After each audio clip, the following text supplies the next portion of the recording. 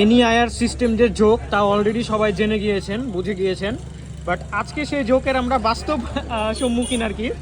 তো এই 13 Pro Max টা কিছুক্ষণ আগে পারচেস করা হলো একটা সেকেন্ড হ্যান্ড প্রি ওন, একটা রেগুলার ইউজারের কাছ থেকে, কোনো দোকান থেকে না।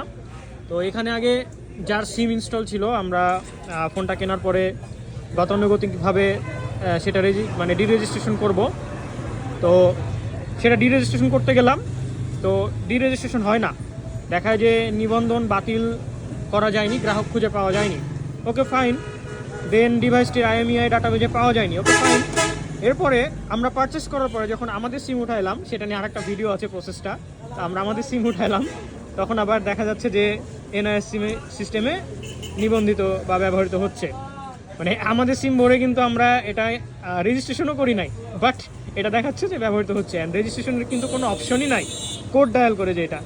তো লিটারেলি আসলে কি যে হইতেছে, মানে জোক আর কি, জাস্ট জোক, জোক ছাড়া কিছু না।